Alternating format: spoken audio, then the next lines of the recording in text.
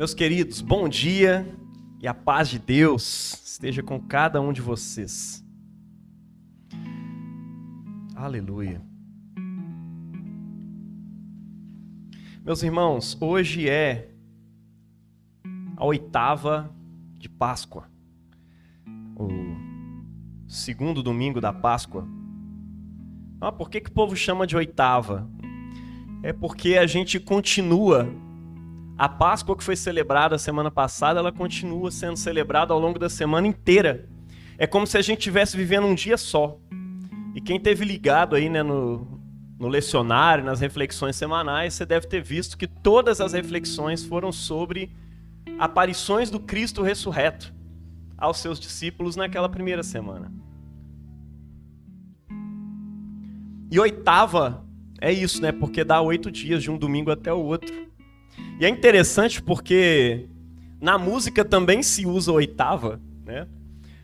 Você tem um dó mais grave, depois você tem um outro dó mais agudo. 8 notinhas depois, né? A 8ª vai ser a mesma nota, só que de modo mais agudo. Talvez você possa ouvir, sei lá, você tem um Mi aqui, né? E aqui você tem mais um. Não é a mesma coisa, mas é a mesma nota. E aqui você tem outro. É a mesma nota. Nós estamos ouvindo a mesma nota ao longo dessa semana inteira. E ela vai se tornando um pouco mais aguda, cada 8ª. E é claro que ao longo da Páscoa inteira, a gente vai oitavando ainda mais. E vamos ouvindo a mesma nota. E que nota é essa? É a nota da ressurreição de Jesus. Jesus ressuscitou. Porque Ele vive, nós temos razão para viver. Porque Ele vive, nós podemos crer num amanhã.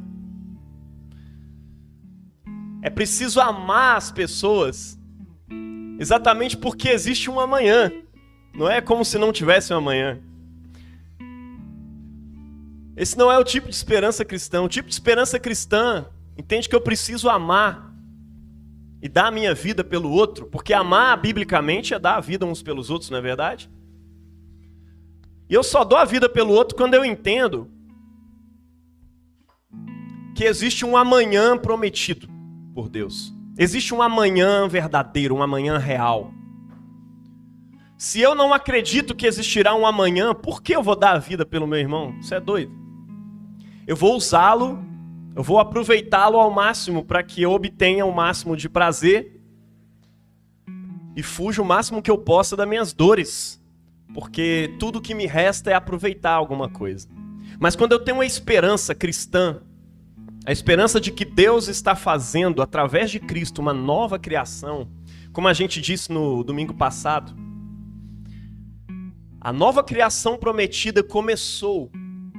Esse mundo já começou a se transformar numa nova criação. E qual parte dele já foi transformada numa nova criação? O corpo de Cristo já é uma nova criação. E por meio do corpo de Cristo a gente olha para todo o resto e diz: tudo se fez novo. Assim como Maria, quando recebe a promessa de que por meio dela o Messias iria nascer, ela já profetiza como se as profecias já estivessem acontecido e se cumprido. Minha alma engrandece ao Senhor, meu espírito se alegra em Deus, o meu Salvador. Pois Ele fez com seu braço forte, com seu poder, grandes coisas. Ele despediu vazios os ricos, mas alimentou os famintos. Ela fala tudo no passado. Por quê? Embora Jesus nem tivesse nascido ainda, ela já está falando como se essas profecias tivessem se cumprido.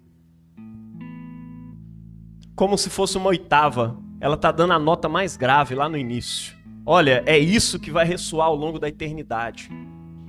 Ao longo do resto dessa música, esse dó que eu estou batendo aqui, só para falar que é a primeira nota mesmo. A primeira nota era o Lá. Se a gente for olhar pelos hertz lá e tudo mais. Mas enfim, ela meteu a mão naquela primeira nota e deixou ela ressoando. E a gente a ouve até hoje. É um já e um ainda não. A gente vê essas coisas todas se cumprindo.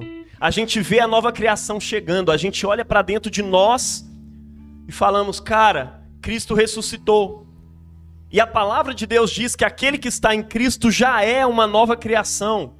As coisas velhas se passaram e tudo se fez novo. Apesar disso, eu olho para mim e também vejo uma velha criação avacalhada, caída, tendendo para o pecado.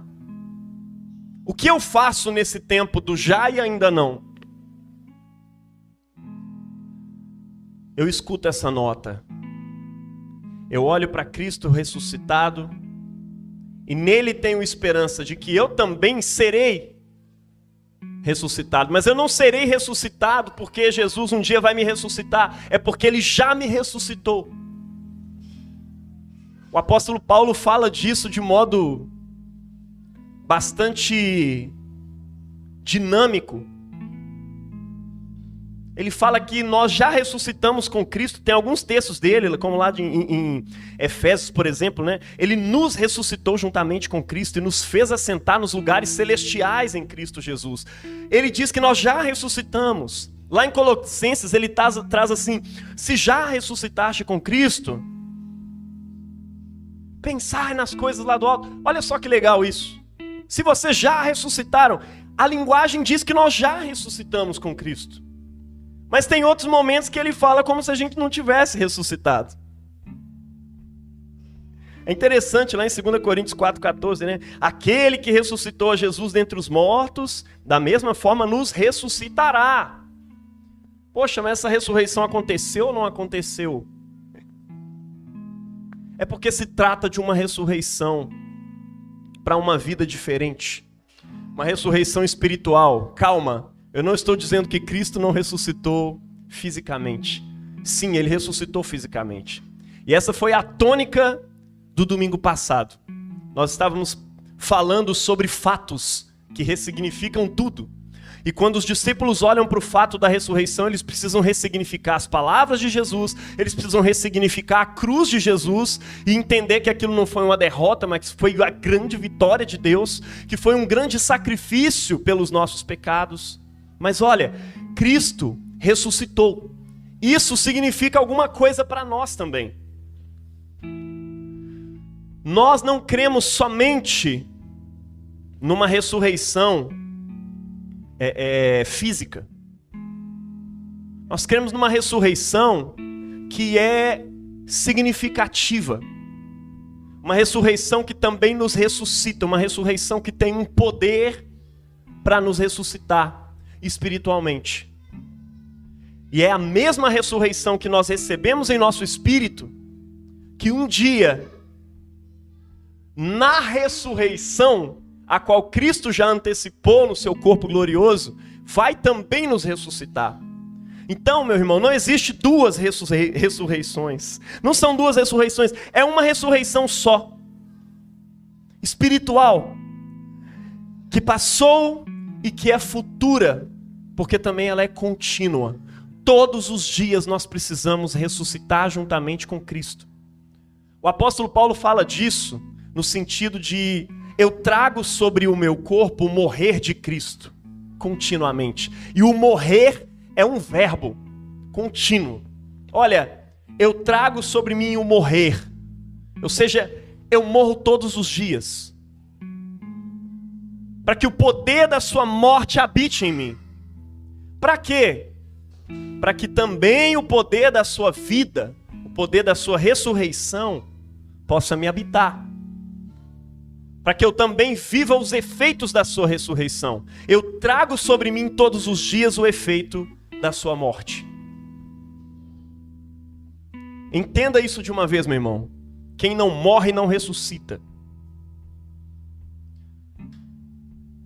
Não há ressurreição em você se você não tomar a cruz e seguir a Cristo. A Páscoa é morte e ressurreição simultaneamente sobre nós. Cristo morre e ressuscita.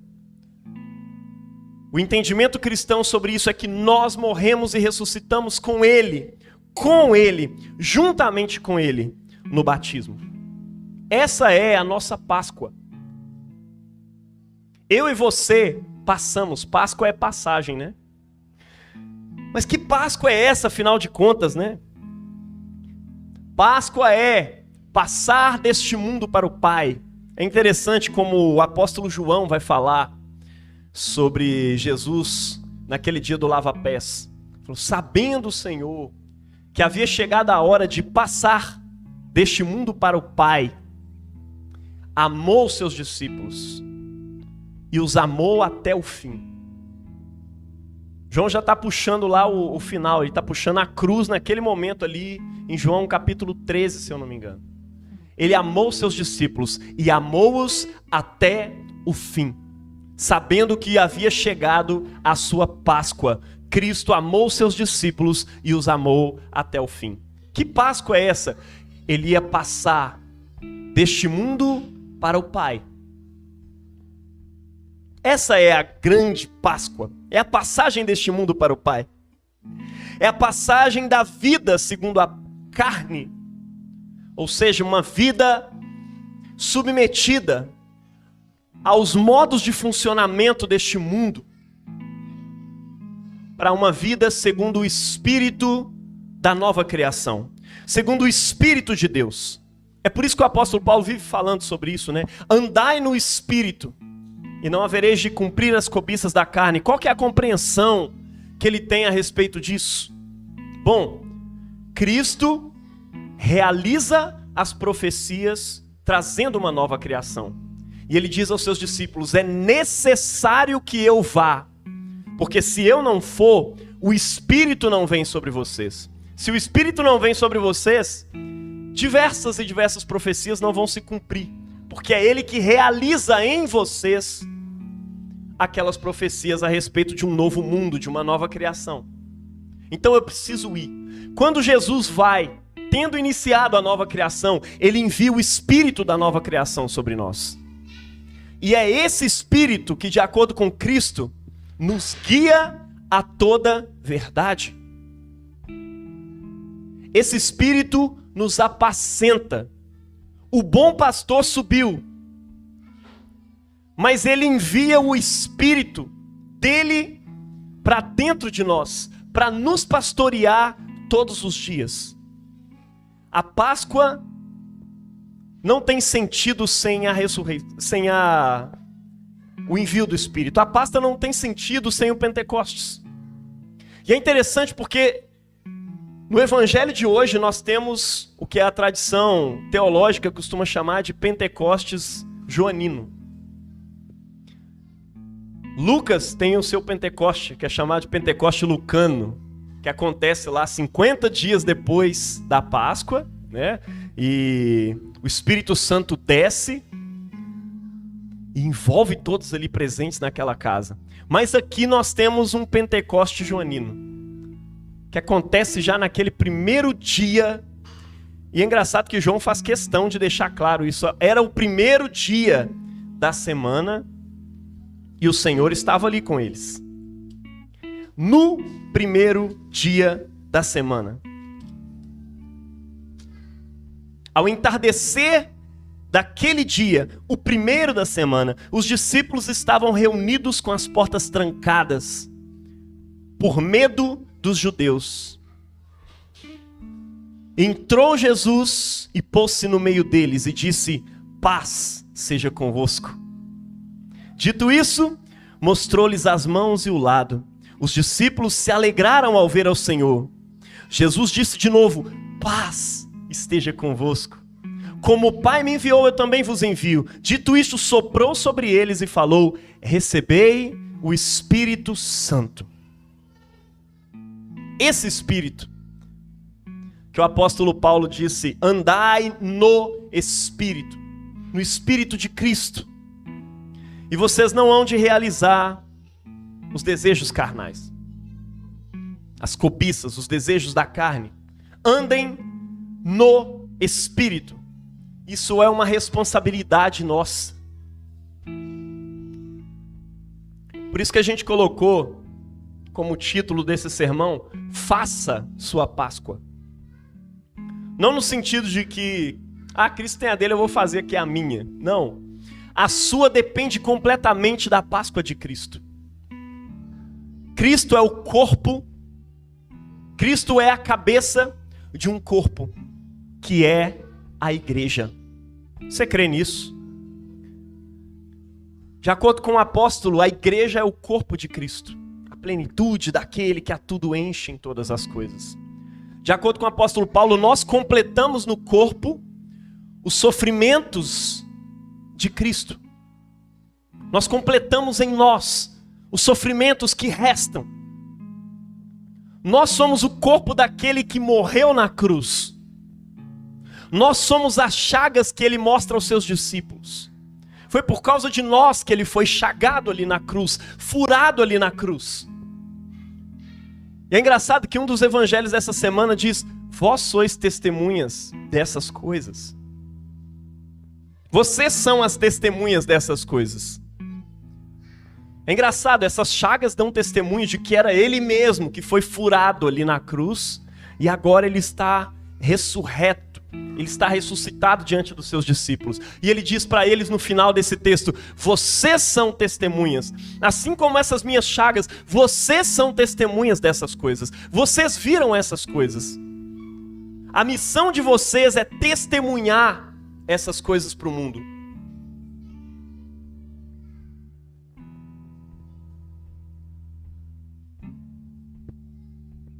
Por isso nós colocamos esse título hoje, faça sua Páscoa. Você precisa fazer essa passagem. Cristo ressuscitou. Você também precisa ressuscitar com Ele. É como se é isso que Cristo faz. Ele fez tudo.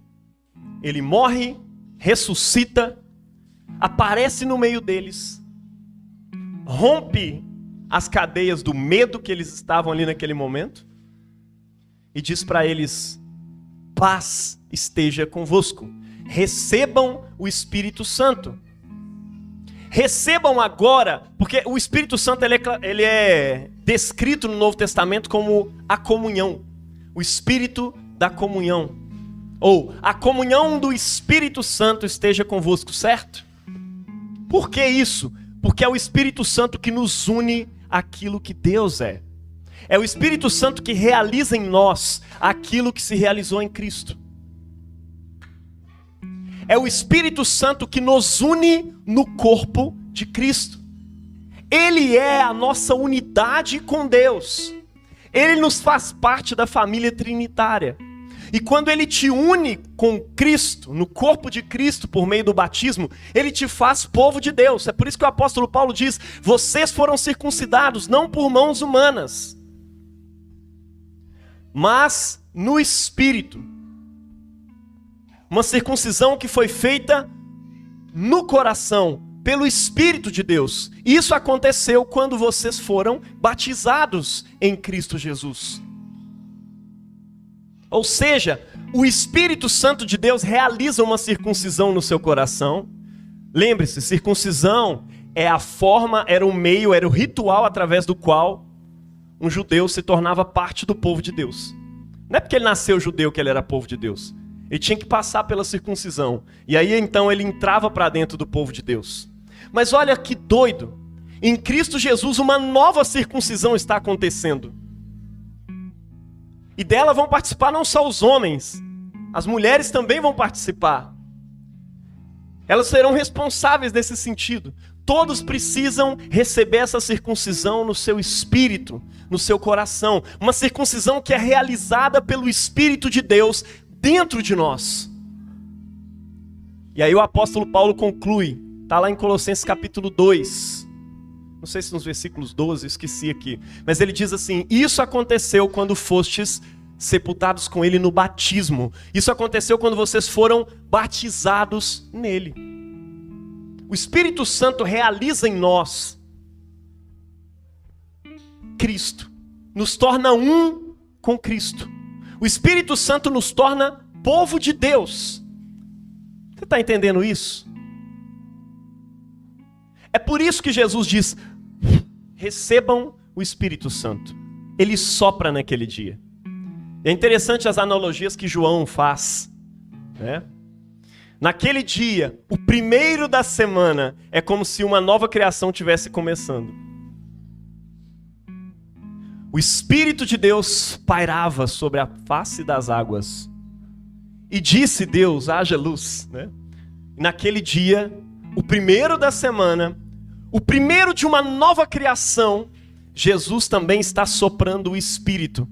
Que lá no Gênesis é o Espírito que vai dar consistência e existência às coisas que Deus está ordenando, por meio do Verbo. Olha que louco! O Pai, o Filho e o Espírito Santo presentes na criação. O Espírito Santo concretiza a palavra do Verbo. Ele diz, haja luz, e houve luz. O Espírito Santo é como se ele estivesse ali chocando a criação, como uma ave chocando os seus ovos. E ele diz, haja luz, e houve luz. Haja firmamento, houve firmamento.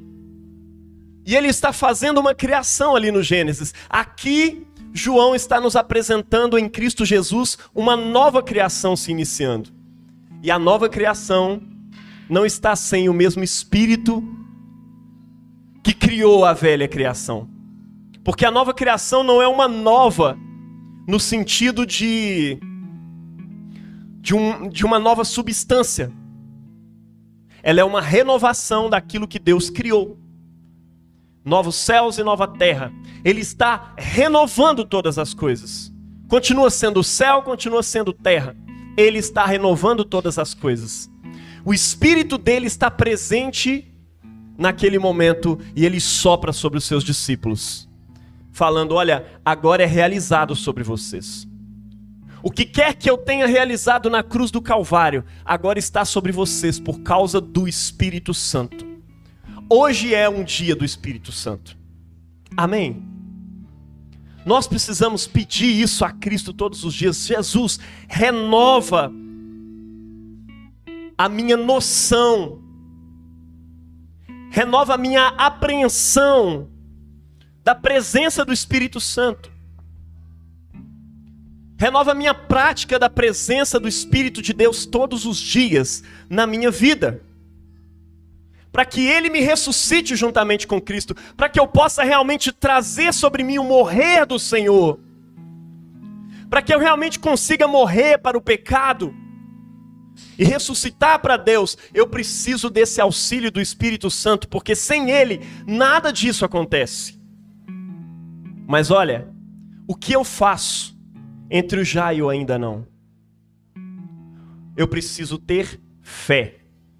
E eu queria focar aqui nesse momento, num segundo acontecimento desse evangelho. Tomé não estava lá naquele dia. Então Jesus aparece. Tomé, chamado Dídimo. Engraçado, Dídimo tem a ver com gêmeo, né? Dídimo. Gêmeo de quem? Sei lá. Mas é interessante porque ninguém sabia de quem que ele era gêmeo. E esse negócio é colocado no evangelho por algum motivo. Talvez ele tenha um irmão gêmeo chamado Vitor, chamado Jaime, chamado Mateus. Tomé, chamado Dídimo, que era um dos 12, não estava com eles quando Jesus veio. Perdeu. Sabe quando você perde o culto da Páscoa? Que esse cara já deu umas cutucadas nos irmãos que faltou. Perdeu. Os outros discípulos contaram-lhe, nós vimos o Senhor. Tomé, porém, disse, se eu não vir a marca dos pregos em suas mãos e não puser o dedo nas marcas dos pregos, se eu não puser a mão no seu lado, eu não crerei. 8 dias depois, estamos nós aqui, segundo domingo da Páscoa. 8 dias depois, os discípulos encontraram-se reunidos na casa e Tomé estava com eles. Oh, glória, finalmente. Ele estava lá. Estando as portas trancadas, Jesus entrou, pôs-se no meio deles e disse, paz esteja convosco. Shalom. Depois disse a Tomé, põe o teu dedo aqui e olha as minhas mãos. Estende a tua mão, coloca-a no meu lado. Não sejas incrédulo, mas crente. Tomé respondeu: meu Senhor e meu Deus. É assim que a gente olha para Jesus. Senhor e Deus. Meu Senhor e meu Deus. Jesus lhe disse: porque me viste e creste? Felizes os que não viram e creram. Felizes os dídimos. Felizes os teus gêmeos, que não me viram e creram. Mas o que é crer? Isso está totalmente relacionado a como eu vou fazer a minha Páscoa. Porque fazer a Páscoa é crer na ressurreição, e crer, biblicamente, não está desligado do obedecer. Não é à toa que o apóstolo Tiago diz que nós não somos salvos somente pela fé, mas também pelas obras. Nós precisamos de obras que correspondam, de obediência que corresponda à fé que temos. E é na obediência que a fé é mostrada. Você entende isso? Não estou pregando aqui sobre compra da salvação, nem nada disso. É impossível comprarmos porque Cristo a comprou. Mas nós nos apropriamos dela somente por uma fé obediente. E é para isso que os outros textos de hoje nos puxam. Que Páscoa é essa que eu preciso fazer, afinal de contas? Cristo ressuscitou e eu ressuscitei com Ele. Beleza, é só eu considerar isso e está tudo bem. Não. Eu quero ver se você tem fé, como Jesus está dizendo aqui para Tomé. Não seja incrédulo, mas crente. Creia que você foi ressuscitado comigo. Creia, confie, obedeça ao fato da ressurreição. Quando é que eu faço isso? Diante do pecado e diante da prática da justiça. Olha como o apóstolo Paulo entende isso lá no texto de Romanos capítulo 6.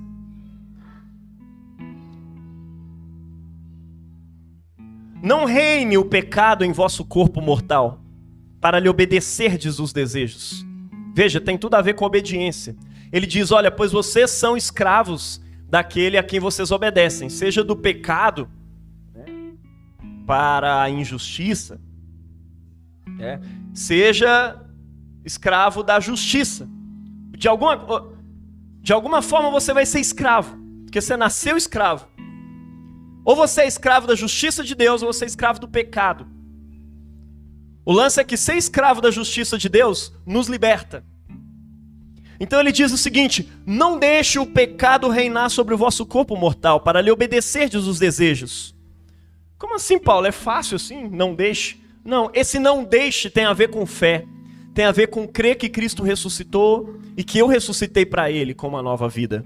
Veja bem, não apresente os vossos membros ao pecado como instrumentos da iniquidade, mas apresentem-se a Deus como ressurretos dentre os mortos, e os vossos membros a Deus como instrumentos de justiça. Está aí um primeiro momento em que Cristo está nos dizendo hoje, 8 dias depois da Páscoa: não seja incrédulo, mas crente. Creia, dramatize, performe a ressurreição. Creia na ressurreição, ande de acordo com ela. Quando? Primeira coisa, diante do pecado. Não se permita deixar que o pecado reine em seu corpo mortal. Quando o desejo aparecer, você pode se lembrar que você foi ressuscitado com Cristo, e não somente isso, você morreu com Cristo. Andar no Espírito e não haver de cumprir os desejos da carne tem a ver com fé, tem a ver com confiança, tem a ver com obediência. Andar por fé é andar como o apóstolo Paulo diz: já estou crucificado com Cristo e agora vivo. Não mais eu, mas Cristo vive em mim. Esse é o primeiro lugar onde você precisa deixar de ser incrédulo e começar a ser um crente. Começar a crer em Cristo. Como? Diante do pecado. Seja obediente à palavra de Deus. É tudo pela fé. O apóstolo Paulo gosta de dizer isso, né? Fostes sepultados com Cristo no batismo. Portanto, considerai-vos mortos para o pecado, mas vivos para Deus em Cristo Jesus. Vivos para a justiça de Deus. Esse considerai-vos que o apóstolo Paulo usa aqui, ele tem uma linguagem contábil na cultura grega. Ele fala assim, gente, façam as contas. Depois de toda a teologia que ele arma ali até o capítulo 6, ele vai finalizar dizendo isso. Gente, façam as contas. Vocês que foram batizados em Cristo, foram batizados na sua morte. Vocês morreram com Cristo no batismo. Portanto, considerem-se mortos. Ele sempre fala isso, lembrando isso, considerando aquilo. E aqui ele diz, considerai-vos mortos para o pecado, mas vivos para Deus em Cristo Jesus. Sabe por quê? Porque o pecado não terá domínio sobre vós. Creia nisso, meu irmão. Sabe por quê? Porque o pecado é sempre a ausência da fé / obediência. Meu irmão, eu não creio num tipo de fé que é só mental. Ah, eu creio, eu acredito muito em Deus.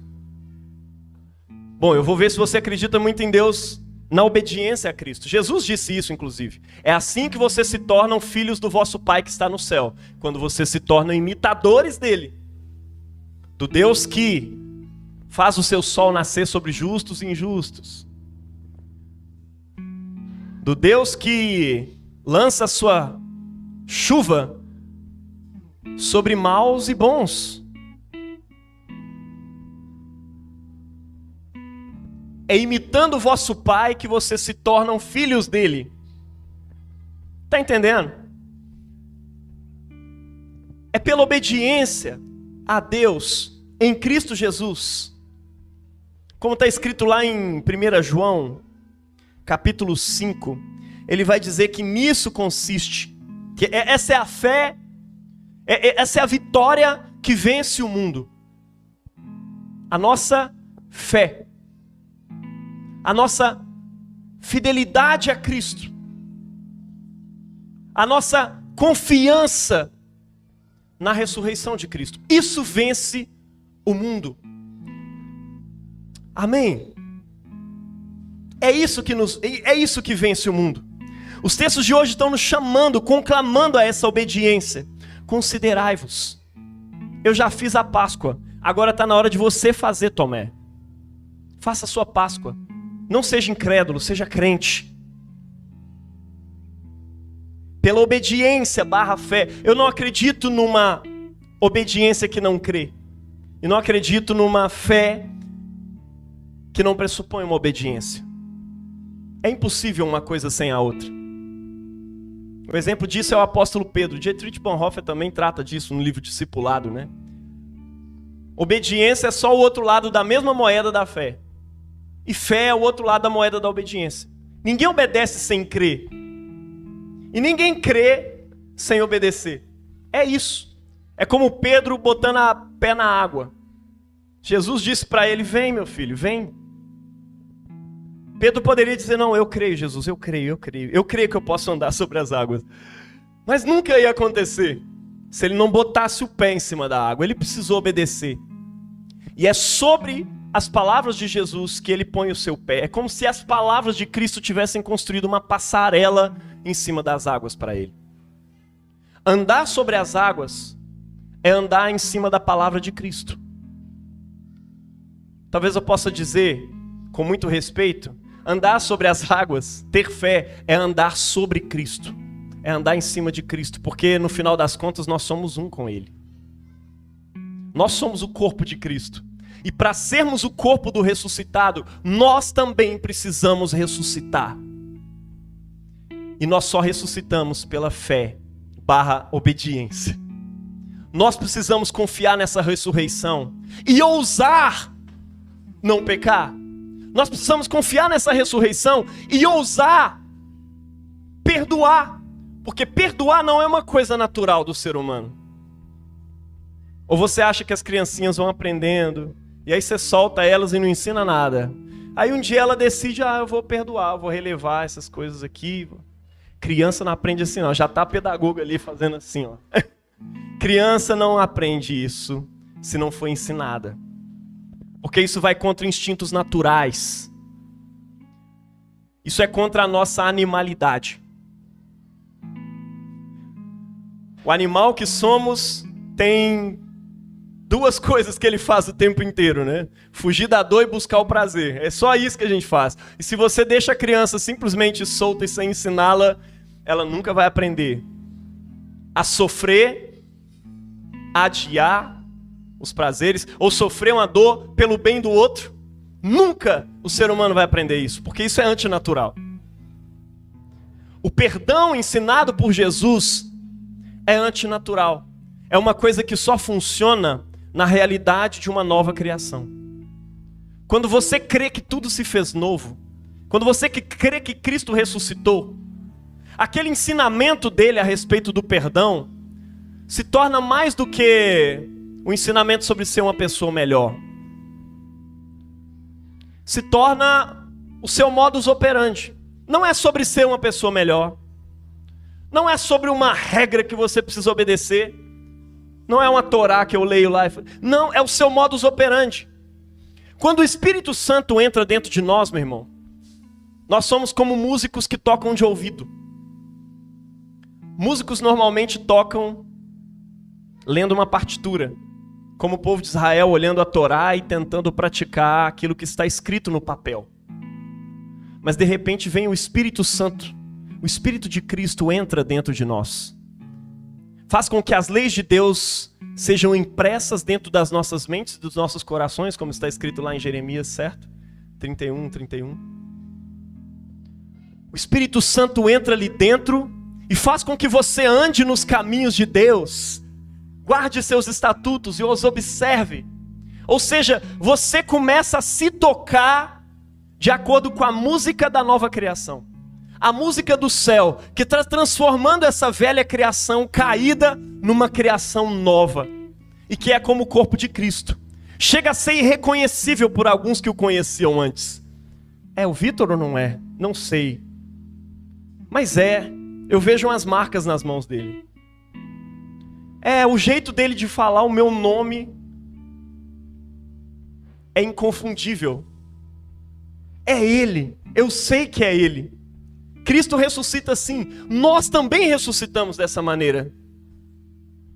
Cristo te convida hoje a dar um salto real de fé, obedecendo a Ele na hora de praticar a justiça, na hora de praticar o perdão, na hora de perder. Maridos, aprendam isso. Se existe uma liderança masculina no casamento, é para que você imite Cristo, que sendo líder, se fez servo, humilhou-se até a morte e morte de cruz. Ele deu a sua vida. Maridos, amai as vossas esposas, como Cristo amou a igreja, a ponto de dar a sua vida por ela. Deus te deu força para que você renda essa força imitando a Cristo na cruz do Calvário, entregando essa força para servir, entregando essa força para perdoar, entregando essa força, esse poder para amar. Não foi para você botar um cetro na sua casa e dizer: Deus me fez homem para que você me obedeça. Você tem que me ouvir, você tem que me obedecer. Você já perdeu a noção de quem é Cristo, e você já perdeu o seu lugar de marido, porque imitar a Cristo é servir, é render todo aquele poder que você tinha para subjugar e entregar para amar, derramar a última gota de sangue para poder servir. Por isso o apóstolo Paulo começa aquele texto de Efésios dizendo: sujeitai-vos uns aos outros. Maridos, aprendam com Cristo. Homens de modo geral, mulheres de modo geral, irmãos cristãos de modo geral, aprendam a levar o infortúnio, aprendam a perder, para que o bem aconteça. Você tem uma questão com seu irmão, sabe como é que você resolve ela em Cristo Jesus? Perdendo. E isso só faz sentido na nova criação. Isso não faz sentido fora da lógica da nova criação de Deus. Você está entendendo isso? Ouse crer. Não seja incrédulo, mas crente. Vou repetir o que eu disse domingo passado. Pare de viver como se Cristo não tivesse ressuscitado. Pare de viver como se você não tivesse ressuscitado com Cristo. Se você ressuscitou com Cristo e foi unido com Ele, e o Espírito Santo foi soprado sobre você, você é nova criação.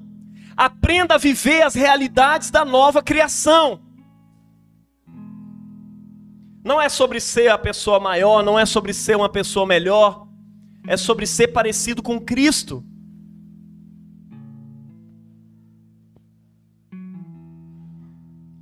É sobre ousar vencer todos os poderes deste mundo, sejam eles os poderes das enfermidades que nos afetam o tempo inteiro. Ouse repreendê-las no nome santo de Jesus. Essa semana nós fomos vendo na leitura do livro de Atos, como que o nome de Jesus se tornou poderoso por conta da ressurreição. Os apóstolos dizem, em nome de Jesus Cristo Nazareno, eu não tenho nada para te dar, mas em nome de Jesus Cristo eu te ordeno, levanta e anda. Aquele homem levantou e andou, e quando ele vai se defender, ele diz, gente, é o poder que existe no nome de Jesus que fez essas coisas. O nome de Jesus se tornou poderoso. Ouse crer no nome de Jesus. Ouse realizar milagres em nome de Jesus. Ouse colocar a mão sobre enfermos e orar por eles. E ministrar curas em nome de Jesus. Ordenar que enfermidades vão embora. E até mesmo em você. Ouse, como disse o apóstolo Paulo, olha, cheio de enfermidade, cheio de coisas. Eu continuo trabalhando. Eu continuo fazendo. Sabendo e confiando na suficiência de Cristo que está operando em mim. Não é a minha suficiência, Ele dá conta. E é por isso que eu boto o pé para fora da cama todo dia. É por isso que eu tô aqui hoje, inclusive. Meu irmão, não levantei tão bem, mas eu sei para que eu levantei. Cristo, a cabeça, ressuscitou. Raniero Cantalamessa disse isso em um dos seus sermões. Em cada um de nós, Cristo espera ressuscitar. Em cada batizado está sepultado um fragmento de Cristo aguardando a sua manhã de Páscoa para sair do sepulcro. Em cada um de nós está um fragmento de Cristo aguardando a manhã da Páscoa, da ressurreição. A cabeça ressuscitou, o corpo também precisa ressuscitar. Jesus ressuscitou, eu e você precisamos ressuscitar.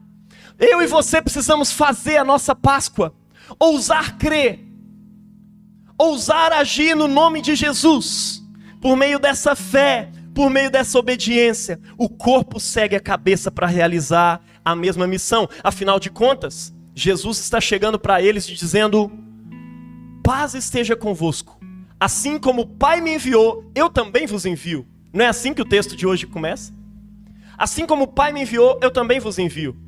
E então, soprou sobre eles e disse, recebei o Espírito Santo. Nós recebemos o poder da ressurreição para uma coisa. Ninguém recebe o poder da ressurreição só para ficar parado esperando o dia que Jesus vai voltar. Você recebeu o poder de uma nova criação para a missão. E é assim que está escrito aqui: paz esteja convosco. Dito isto, mostrou-lhes as mãos e o lado. Os discípulos então se alegraram ao ver o Senhor. Jesus disse de novo: paz esteja convosco. Como o Pai me enviou, eu também vos envio. E depois soprou sobre eles e disse: recebei o Espírito Santo. Para que você recebeu o Espírito da nova criação, meu irmão? Para continuar a missão de Cristo. Que missão é a missão de Cristo? O apóstolo Paulo explica lá em 2 Coríntios 5. Deus estava em Cristo, reconciliando consigo o mundo, e nos deu o ministério da reconciliação.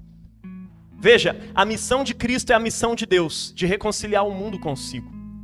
Cristo estava na missio Dei, ou seja, Cristo estava na missão de Deus, reconciliando o mundo com Cristo. E agora Ele te dá o ministério da reconciliação. Assim como o Pai me enviou, assim como eu estou na missio Dei, eu também vos envio. Por isso, recebam o Espírito Santo. É para isso que você recebe o Espírito Santo, para continuar a missão de Cristo. E a missão de Cristo não é feita a despeito da obediência às palavras de Cristo, aos ensinamentos de Cristo. Seja sobre o pobre, seja sobre o perdão, seja sobre a criança, seja sobre a mulher, seja sobre casamento, seja sobre perdão de pecados, seja sobre reconciliação e tudo o mais que Cristo disse. E é por isso que a gente medita em um evangelho de Cristo todos os dias. Ele tem um ensinamento para nós e nos transforma a cada dia. Como o Pai me enviou, eu vos envio. Então é no poder do Espírito Santo que você é transformado dia após dia. Recebei o Espírito Santo. E é engraçado porque Deus estava em Cristo reconciliando consigo o mundo. E agora Cristo está dando o poder do Espírito para que nós possamos reconciliar pessoas com Deus. Você notou que ele disse: a quem perdoardes serão perdoados, e a quem retiverdes será retido. Loucura isso, né? É uma missão extraordinária, pesada, mas que nós exercemos como povo de Deus. E quantas vezes você que tem essa missão para reconciliar o mundo com Deus, tem afastado o mundo de Deus? De várias formas. Uma com você, quando cheio dos seus preconceitos, não consegue aceitar que certas pessoas se aproximem de Cristo. E você as afasta. Você retém um perdão que deveria ser entregue porque elas estão sedentas e buscando esse perdão. Ou também quando você permite que seus amigos vão em direção ao abismo e você passa a mão na cabecinha deles e diz: está tudo bem, viva a vida como você quiser, vai com Deus, eu não vou com você não, né? E você deixa as coisas como estão, quando você não confronta. É por isso que o outro lado da moeda tem a ver com reter. Ou seja, é como um testemunho contra toda injustiça. A igreja retém. Olha, não tem perdão para isso não, irmão. Você precisa se arrepender. A mensagem cristã é sobre arrependimento antes de tudo. Arrependa-se de tudo. Rasga a sua agenda na qual você acredita que você está construindo um novo mundo e creia no mundo que Cristo está construindo, que Deus está fazendo em Cristo. Porque é só ali que há esperança. Essa é a mensagem de Cristo para os seus apóstolos naquele dia e que é transferida para cada um de nós. Você foi criado para reconciliar pessoas com Deus. Ele te colocou nessa missão para reconciliar as pessoas com Ele. E é engraçado, é na Santa Comunhão. Você viu como é que a gente começou o culto hoje? Quão bom e agradável é viverem juntos os irmãos. É interessante, naquele dia, Tomé estava com eles finalmente. Outros irmãos estavam reunidos. E no meio daquela comunhão, Cristo irrompe o medo que eles tinham ali dos judeus, estavam a portas trancadas. Cristo de repente irrompe aquele medo e diz: gente, paz. Eu estou te dando uma paz que vai além do entendimento. Uma paz que o mundo não pode entender. Como é que é isso, Jesus? Se a gente abrir essas portas, os judeus não vão ver a gente vai ficar invisível? Ou eles vão olhar para a gente e dizer: tudo bem, podem continuar sendo cristãos? Não. Eles vão matar vocês, é isso aí. Tá normal. Ué, mas como é que é essa paz? Eu estou dando uma paz para vocês que excede todo o entendimento. Eu morri e ressuscitei, irmão. Vocês também vão ressuscitar comigo, vocês vão ter medo de quê agora?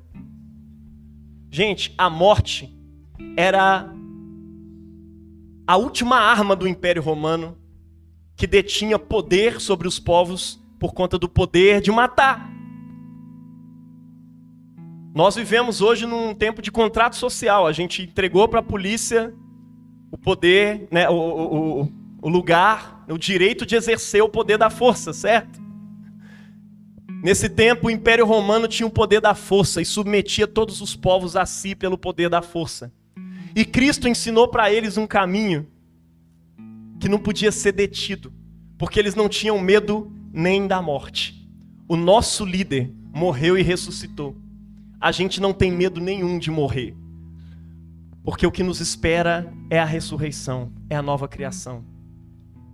E é assim que a igreja floresceu num tempo de perseguição judaica, num tempo de perseguição romana. É assim que ela continuou existindo num tempo em que se declarar cristão era assinar uma sentença de morte.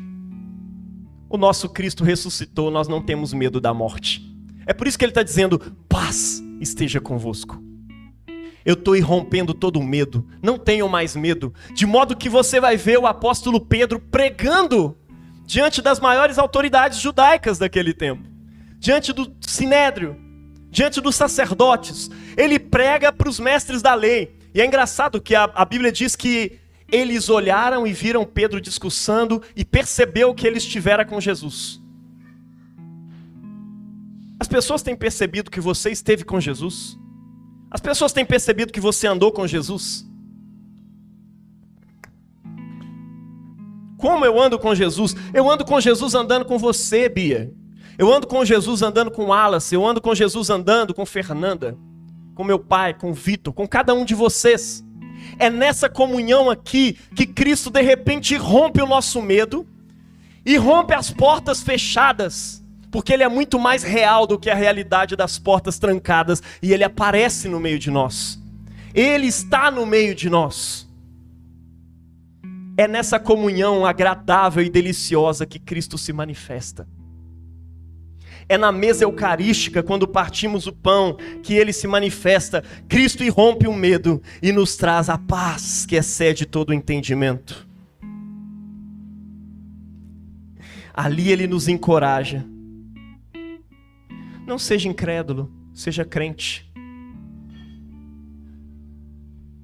Como Deus disse a Moisés, após a Páscoa do Egito: Moisés, por que você clama a mim? Diga ao povo de Israel que marche.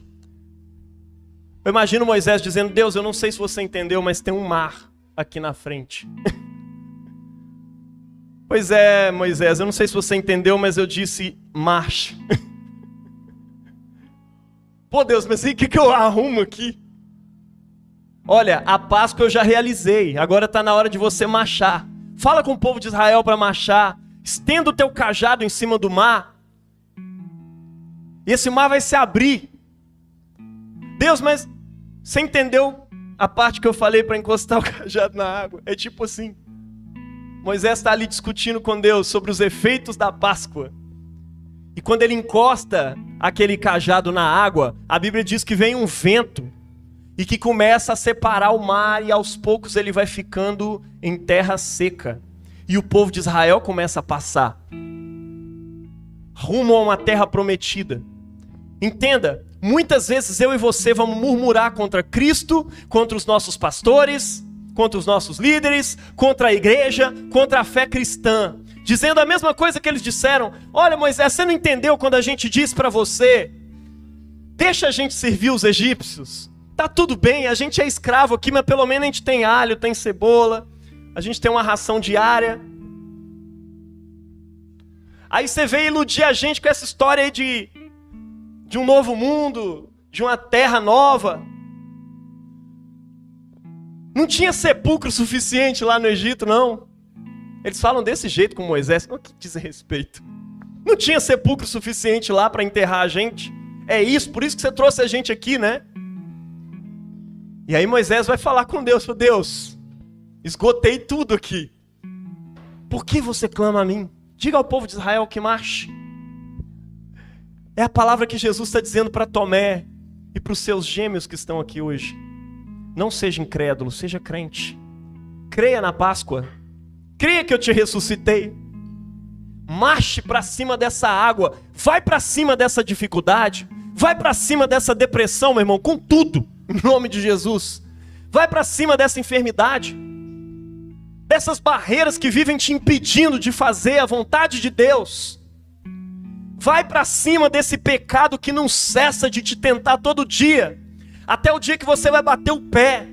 Como disse Lutero, né? Cada pecado, cada evento de tentação é uma oportunidade para você se fortalecer contra o pecado. E quando você o vence,